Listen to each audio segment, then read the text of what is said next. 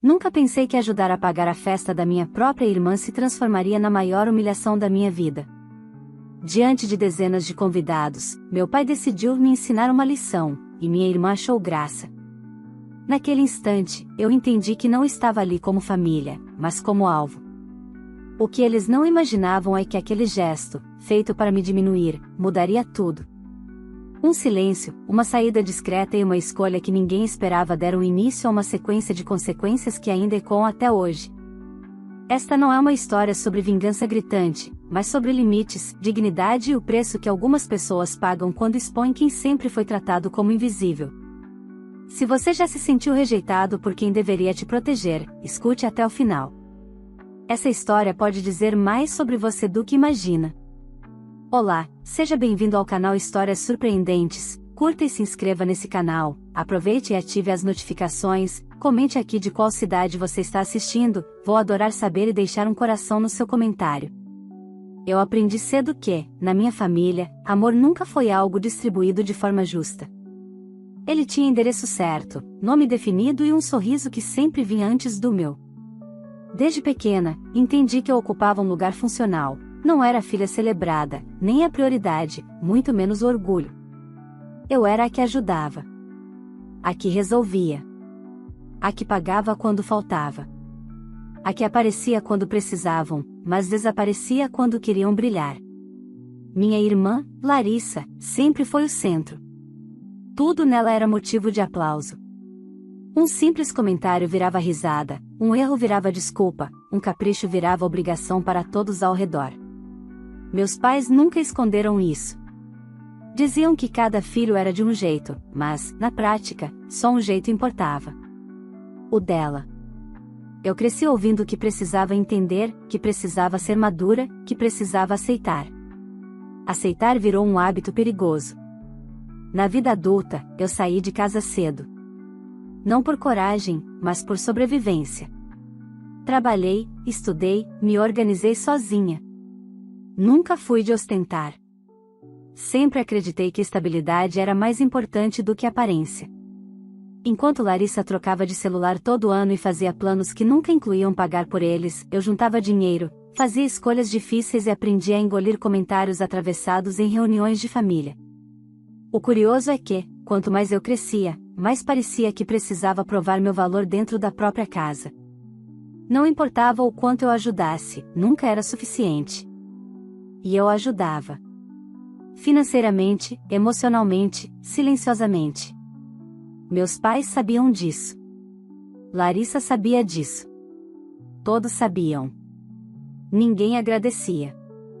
Quando meus pais anunciaram a festa de aniversário da Larissa, uma festa grande, com salão alugado, buffet, decoração cara e convidados que eu mal conhecia, eu já senti aquele aperto antigo no peito. Eu não fui convidada no início. Fui comunicada depois. Como quem recebe um aviso, não um convite. E, junto com o aviso, veio o pedido, ajudar a pagar algumas coisas, porque família é isso. Eu ajudei. Não porque queria agradar, mas porque, no fundo, ainda existia em mim uma esperança ingênua de que talvez, dessa vez, fosse diferente. Talvez ajudar significasse pertencer. Talvez contribuir significasse respeito. Talvez estar presente significasse, finalmente, ser vista. No dia da festa, cheguei mais cedo. Observei os detalhes que ajudei a pagar, as flores, as luzes, o bolo enorme no centro do salão. 75 convidados circulavam, rindo, elogiando, brindando a vida perfeita da minha irmã. Eu fiquei na lateral, como sempre. Cumprimentada com educação distante, ignorada com naturalidade. Meus pais pareciam felizes. Orgulhosos. Meu pai andava de um lado para o outro, copo na mão, cumprimentando pessoas que mal conheciam nossa família, mas que sabiam exatamente quem Larissa era. Minha mãe sorria como se estivesse diante da maior conquista da vida. E eu? Eu observava, em silêncio, tentando entender em que momento ajudar passou a significar desaparecer. Havia algo estranho no ar naquela noite. Não era só desconforto. Era expectativa. Como se eu tivesse sido chamada não para celebrar, mas para cumprir um papel que ainda não estava claro. Eu devia ter ido embora. Devia ter confiado naquele alerta interno que sempre me salvou antes. Mas fiquei. Porque, às vezes, a gente só entende o tamanho da rejeição quando ela se revela em voz alta, diante de todos. E naquela noite, diante de dezenas de pessoas, minha família decidiu que não bastava me diminuir em particular. Eles queriam plateia. E foi ali, naquela festa que ajudei a pagar, que algo em mim mudou para sempre. Não naquele instante exato, mas no que veio logo depois. Um gesto. Uma frase. Um silêncio coletivo. Um riso que não deveria existir. Eu ainda não sabia, mas aquela seria a última vez que eu aceitaria ocupar o lugar que me deram. A música aumentou de volume quando Larissa entrou no salão como se estivesse pisando em um palco. Vestido claro, sorriso ensaiado, passos lentos para garantir que todos olhassem. Palmas surgiram de todos os lados. Algumas exageradas. Outras interessadas. Eu observei da mesa lateral, segurando um copo de refrigerante, sentindo aquele desconforto conhecido de estar presente, ao mesmo tempo, fora de lugar. Meu pai subiu no pequeno palco improvisado com um microfone na mão. Bateu 2 vezes para testar o som e sorriu largo. Aquele sorriso que ele só usava quando tinha público. Gente, atenção um pouquinho, disse. O burburinho foi cessando aos poucos. Essa festa é para celebrar alguém muito especial. Uma filha que sempre nos deu orgulho. Olhou para Larissa, que levou a mão ao peito, emocionada. Minha mãe enxugou uma lágrima falsa. Eu já conhecia esse roteiro. Sempre começava assim. O que eu não esperava era que, dessa vez, eu faria parte do espetáculo. O bolo foi trazido com cuidado pelo buffet. Grande, bonito por fora, cheio de detalhes dourados. Meu pai pediu uma salva de palmas e chamou Larissa para mais perto. Em seguida, olhou em volta, como quem procura algo. Ou alguém. Seus olhos pararam em mim. 1 segundo a mais do que o necessário. Olha só isso. Ele disse, apontando na minha direção. Algumas pessoas viraram o rosto para me procurar. Outras apenas seguiram o movimento da mão dele. Senti o estômago revirar. Meu pai se aproximou da mesa do bolo, pediu uma faca e, com movimentos lentos, cortou um pedaço menor, desajeitado. Quando colocou no pratinho, percebi algo estranho na textura. O cheiro veio antes que eu pudesse pensar. Azedo. Forte.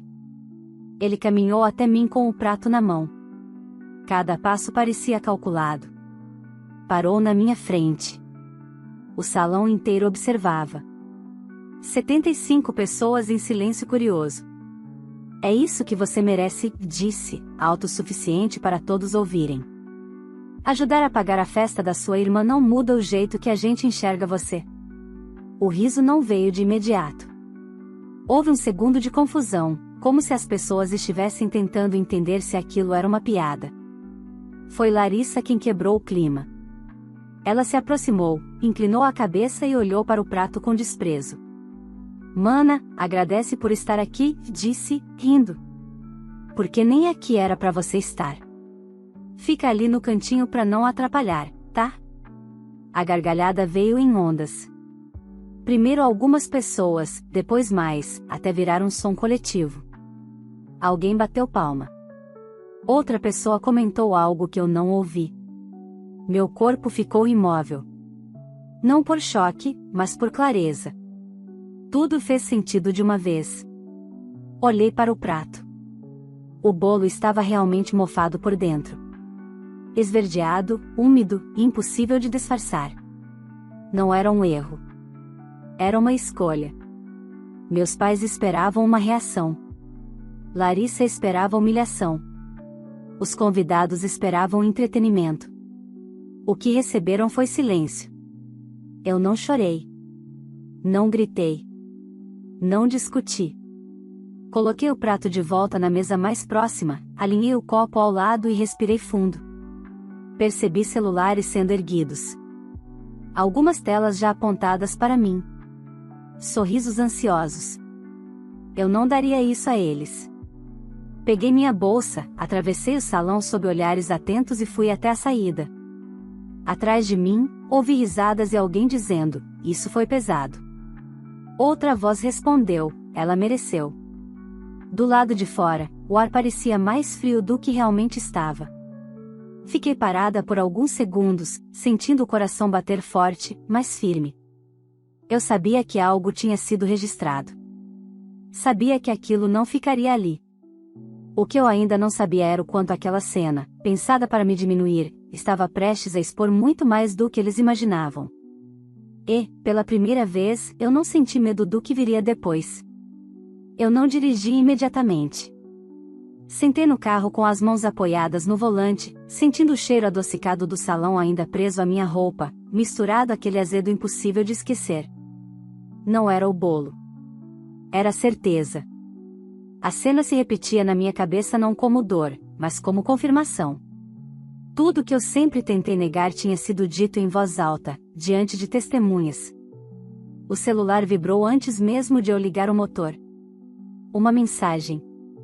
Depois outra. Não abri. Sabia exatamente o que encontraria.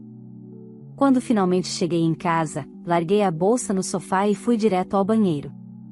Lavei as mãos como se tivesse tocado algo contaminado. Fiquei ali, observando a água correr, até o corpo desacelerar. 2 horas depois, o silêncio acabou. Quando virei o telefone para cima, havia dezenas de notificações. Vídeos. Marcações. Comentários. Alguém tinha filmado o momento do bolo. Outro ângulo mostrava o riso da Larissa. Um terceiro captava meu pai dizendo aquela frase com clareza cruel. O vídeo não estava restrito à família. Já tinha saído do controle. Minha mãe tinha compartilhado primeiro. Uma legenda curta, venenosa: "Tem gente que precisa aprender o lugar." Larissa repostou com emojis de riso. Nos comentários, conhecidos repetiam frases antigas: "Ingrata, dramática, sempre foi assim." Eu não respondi a nenhum. Bloqueei. Foi a primeira decisão consciente que tomei naquela noite. Bloqueei um por um. Não por raiva, mas por higiene emocional. Depois desliguei o celular. Na manhã seguinte, fui trabalhar. Café forte, trânsito pesado, rotina intacta. Sentada na minha mesa, revisando relatórios, senti algo diferente: foco. Enquanto lá fora o vídeo ganhava alcance, eu me agarrava ao que sempre me sustentou: consistência. Mas o mundo não ficou quieto. Na hora do almoço, uma colega se aproximou com cuidado. Disse que tinha visto algo circulando, perguntou se eu estava bem. Apenas agradeci. Não expliquei. Não neguei. O silêncio começou a trabalhar por mim. À tarde, o vídeo apareceu fora da bolha familiar. Um perfil desconhecido repostou com outra legenda: "Isso não é brincadeira. Isso é humilhação." As curtidas dispararam. Os comentários mudaram de tom. Onde antes havia riso, surgiram perguntas. Por que ninguém interveio? Por que os pais fariam isso? Por que ela ajudou a pagar a festa? Eu acompanhei de longe. Sem interagir. Sem justificar. À noite, as mensagens começaram a vir de números que eu não tinha salvo. Uma tia pedindo para eu entender o lado deles. Um primo dizendo que aquilo tinha sido exagerado. Um desconhecido escrevendo apenas: "Sinto muito." Essa mensagem ficou comigo. Meu pai ligou no dia seguinte. Não atendi. Deixou um áudio longo, nervoso, dizendo que as pessoas estavam interpretando errado, que aquilo era coisa de família, que eu precisava me posicionar. Larissa mandou um texto curto: "Você podia ter sido mais madura." Apaguei sem responder. Minha mãe tentou depois. A voz dela não tremia.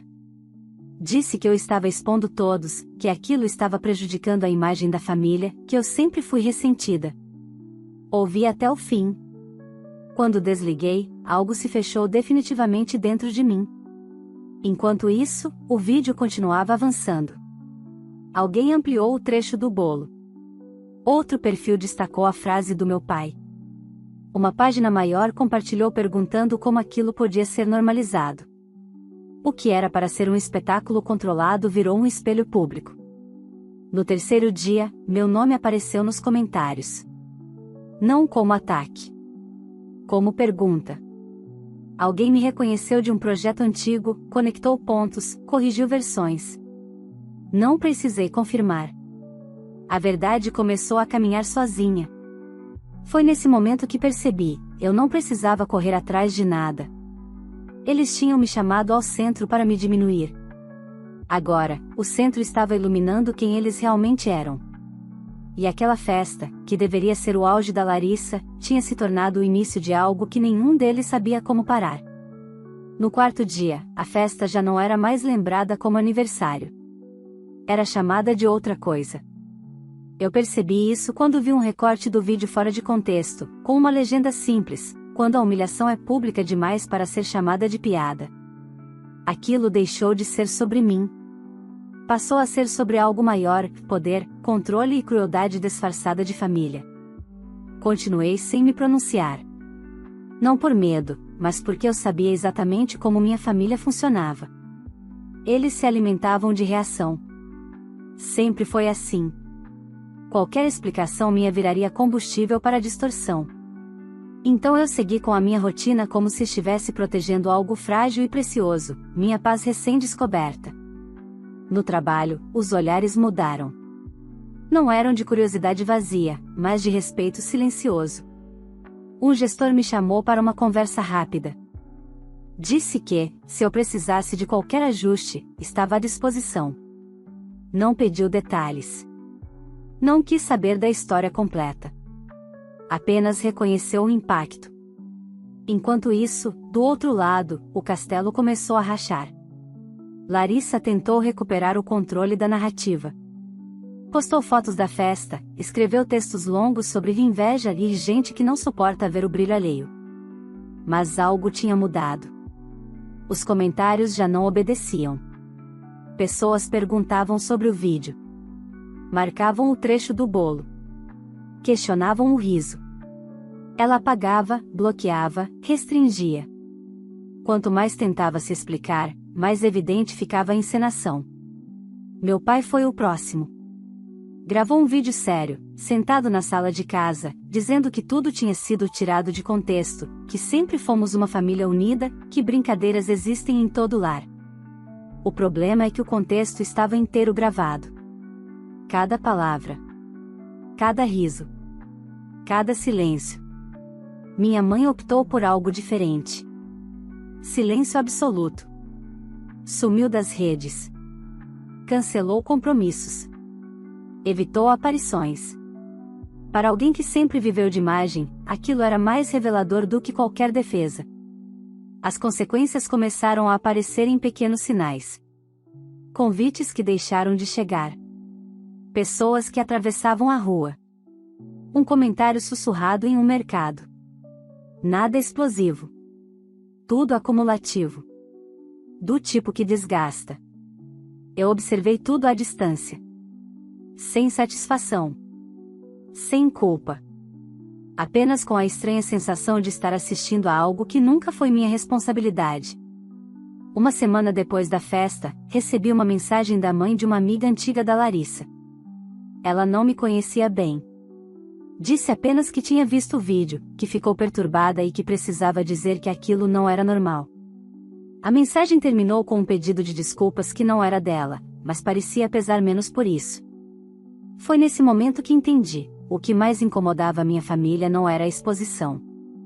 Era a validação externa. Sempre viveram acreditando que só eles definiam quem eu era. Agora, outras vozes estavam fazendo perguntas que eles nunca quiseram ouvir. Meu pai tentou me ligar novamente. Não atendi. Deixou um áudio mais contido, menos agressivo. Disse que as coisas estavam saindo do controle, que a Larissa estava sofrendo, que eu precisava pensar na família. Apaguei. Eu já tinha pensado. Por anos. Naquela noite, sentei sozinha no sofá e percebi algo simples e poderoso: eu não sentia mais vontade de ser aceita por eles. Não queria reparação. Não queria desculpas. Queria distância. A festa tinha acabado, mas o efeito continuava se espalhando, alcançando lugares que eles nunca imaginaram. E, sem dizer uma palavra, eu seguia firme, enquanto a versão perfeita da família começava a ruir diante de todos. Ainda havia muito por vir. E eles não faziam ideia. 2 semanas depois da festa, o vídeo já não era novidade, mas também não tinha desaparecido. Ele circulava como uma sombra persistente, reaparecendo nos momentos mais inconvenientes, sempre que alguém tentava fingir que nada tinha acontecido. Era citado em conversas, mencionado em comentários atravessados, lembrado em silêncios constrangedores. Aquilo não passava. Apenas mudava de lugar. Eu, por outro lado, comecei a sentir algo que não conhecia bem: leveza. Pela primeira vez, não precisava calcular cada palavra antes de falar, nem antecipar ataques disfarçados de brincadeira. O corte tinha sido brusco, mas limpo. Meu pai foi o primeiro a sentir o peso real. Um conhecido em comum comentou comigo, quase sem querer, que ele tinha sido convidado a se afastar de um projeto antigo, algo ligado a eventos e representatividade local. Nada oficial, nada público. Apenas aquela frase educada que fecha portas sem fazer barulho. Ele sempre se orgulhou de ser bem visto. Aquilo o atingiu mais do que qualquer crítica direta. Larissa também começou a perder o controle do próprio círculo. Pessoas que antes orbitavam em volta dela começaram a se afastar discretamente. Não havia confrontos. Apenas desculpas vagas, agendas cheias, respostas que nunca chegavam. A festa que deveria consolidar sua imagem acabou se tornando um marco negativo. O rótulo grudou. Ela tentou me procurar pessoalmente. Apareceu no meu trabalho, sem avisar. Quando a recepção me chamou, dizendo que havia alguém insistindo em falar comigo, eu soube quem era. Pedi para dizerem que eu não estava disponível. Foi a primeira vez que impus um limite sem tremer. Minha mãe tentou outra abordagem. Mandou uma mensagem longa, escrita como se fosse um pedido de paz, mas recheada de justificativas. Disse que tudo tinha sido exagerado, que eu precisava entender o estresse do momento, que família se resolve em casa. Li uma vez. Depois arquivei. Não respondi. Enquanto isso, minha própria vida avançava. Recebi uma proposta profissional que vinha sendo discutida há meses, mas que agora ganhou urgência. Pessoas confiaram em mim não apesar do que aconteceu, mas por causa da forma como eu atravessei aquilo. Alguém comentou que manter a compostura quando tentam te diminuir publicamente diz muito mais do que qualquer discurso. Essa frase ficou comigo. Percebi também algo incômodo: meus pais e minha irmã não estavam arrependidos do que fizeram. Estavam incomodados com o preço que estavam pagando. Nunca perguntaram como eu estava. Nunca reconheceram a humilhação. Queriam apenas que tudo voltasse ao normal. O normal deles. Mas eu já não cabia mais naquele papel. Uma noite, recebi uma ligação de um número desconhecido. Atendi. Era uma conhecida distante da família, alguém que esteve na festa. Ela pediu desculpas por não ter feito nada naquele dia. Disse que riu por nervoso, por pressão, por não saber como reagir. Chorou ao telefone. Aquela ligação, mais do que qualquer outra coisa, me mostrou o tamanho do impacto daquela cena. Não era mais só sobre mim. Meus pais começaram a evitar lugares onde antes eram presença garantida. A casa ficou mais silenciosa. As fotos diminuíram. As postagens cessaram. A imagem que sustentavam com tanto esforço começou a se desfazer, não por ataques, mas por ausência de aplausos. Eu observava tudo sem intervir. Não me envolvia. Não comemorava. Apenas seguia. E, quanto mais eu seguia, mais claro ficava que aquele rompimento não era temporário. Não era uma pausa para esfriar a cabeça. Era um ponto sem retorno. Ainda faltava algo. Uma última tentativa deles. Eu sentia isso. Como se o desespero estivesse se acumulando, procurando uma brecha. E eu sabia que, Quando viesse, seria diferente de tudo até ali. Eu estava pronta. A última tentativa veio disfarçada de conciliação. Não como pedido de desculpas, mas como convite. Uma mensagem curta do meu pai apareceu numa tarde de terça-feira: precisamos conversar. Só nós. Para encerrar isso como família. Nenhuma admissão de culpa. Nenhuma pergunta sobre mim. Apenas a velha necessidade de controle, agora embrulhada em urgência. Eu demorei horas para responder. Não por dúvida, mas porque queria ter certeza de uma coisa: eu não iria para ser convencida de nada. Aceitei encontrar com eles em um café neutro, longe de casa, longe de memórias, longe de plateias. Um lugar onde ninguém pudesse fingir intimidade. Cheguei primeiro. Escolhi uma mesa no fundo. Quando eles entraram, senti algo curioso: não houve aperto no peito. Meu pai parecia menor. Minha mãe, rígida demais. Larissa vinha atrás, braços cruzados, olhar defensivo. Nenhum abraço. Nenhum sorriso. Meu pai começou falando. Disse que tudo tinha ido longe demais. Que as pessoas estavam exagerando. Que a família estava sofrendo. Falou por longos minutos sem usar a palavra desculpa uma única vez. Minha mãe completou dizendo que eu sempre fui sensível, que não aguentei uma brincadeira, que expus todos. Larissa revirou os olhos, impaciente. Esperei terminar. Quando falei, minha voz saiu firme. Disse que não estava ali para discutir versões. Que o que aconteceu foi público, gravado e claro. Que eu ajudei a pagar uma festa onde fui humilhada diante de dezenas de pessoas. Que aquilo não foi um erro, foi uma escolha. E que eu não devia reparação a ninguém. Larissa riu. Um riso curto, debochado. Disse que eu estava me fazendo de vítima. Que sempre gostei de bancar a diferente. Que, se eu fosse tão bem-sucedida assim, não teria me importado. Foi nesse momento que entendi que nada havia mudado. Meu pai tentou interromper. Disse que eu precisava pensar no impacto, que as portas estavam se fechando para eles, que eu tinha poder para resolver isso com uma postagem simples. Foi ali que algo se encerrou dentro de mim. Eu disse que não faria nada. Que não iria mentir para proteger quem nunca me protegeu. Que eu não estava punindo ninguém. Apenas me recusando a continuar participando de um jogo onde sempre perdi. Minha mãe ficou em silêncio. Pela primeira vez, não tinha argumento. Não porque entendeu, mas porque percebeu que não tinha mais alcance sobre mim. Levantei antes deles. Paguei meu café. Disse que aquele encontro não era um recomeço, era um encerramento. Que eu desejava que seguissem suas vidas, mas sem mim. Não houve drama. Não houve despedida. Apenas distância. Ao sair, senti uma mistura estranha de luto e alívio. Não pelo que perdi, mas pelo que deixei de carregar. Aquela conversa confirmou tudo o que eu já sabia. Não havia arrependimento, apenas medo das consequências. Nos dias seguintes, o impacto foi rápido. Eles tentaram versões novas, pessoas intermediárias, recados atravessados. Nada funcionou. Eu não respondi. O silêncio, agora, não era estratégia. Era limite. Minha vida começou a se reorganizar sem aquele peso constante.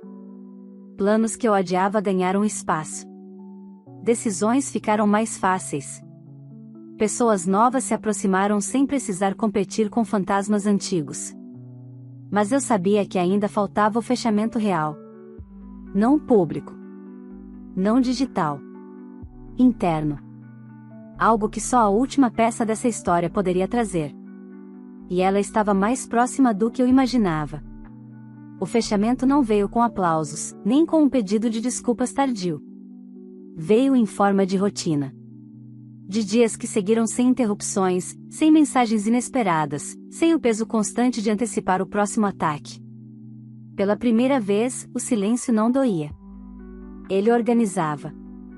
Era um silêncio que não pedia explicações, nem justificativas. Apenas existia, firme, como um limite finalmente respeitado. Algumas semanas depois do encontro no café, percebi que algo tinha mudado definitivamente. Não recebi mais recados indiretos. As tentativas cessaram. Não porque entenderam, mas porque aceitaram que não havia mais acesso. A ausência deles começou a se normalizar, e isso me surpreendeu. Eu sempre achei que sentiria falta. Achei que haveria um vazio impossível de preencher. Doeu menos do que imaginei. Na verdade, o que senti foi espaço.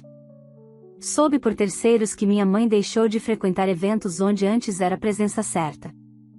Meu pai passou a evitar encontros maiores, como se temesse olhares que antes ignorava. Larissa, que sempre viveu cercada de gente, foi ficando restrita a um círculo pequeno, repetitivo, composto pelas mesmas pessoas que nunca a questionaram. Nada trágico. Nada cinematográfico. Apenas o efeito natural de escolhas expostas à luz, sem maquiagem, sem edição. Eu segui em frente. Troquei de apartamento. Não por fuga, mas por vontade. Queria um espaço que não tivesse memórias grudadas nas paredes, nem ecos de frases que nunca me pertenciam. Montei tudo do meu jeito, no meu tempo. Recebi amigos. Cozinhei sem pressa. Ri sem medir palavras. Descobri que leveza não é ausência de passado, é ausência de ameaça constante. É poder respirar sem pedir licença. No trabalho, os projetos avançaram. Não como compensação, mas como continuidade. A confiança que depositaram em mim se confirmou dia após dia. Eu me tornei referência em algo que sempre fui boa, mas que antes não reconhecia totalmente: manter a cabeça fria quando o caos tenta se impor. Alguém comentou, em uma reunião, que minha firmeza era contagiante. Sorri. Não expliquei de onde vinha. Algumas forças não precisam ser narradas. Às vezes, ainda pensava na festa. Não no bolo, nem no riso coletivo. Pensava naquele segundo antes de tudo acontecer, quando algo em mim avisou. Um alerta silencioso que eu ignorei por costume, não por falta de coragem.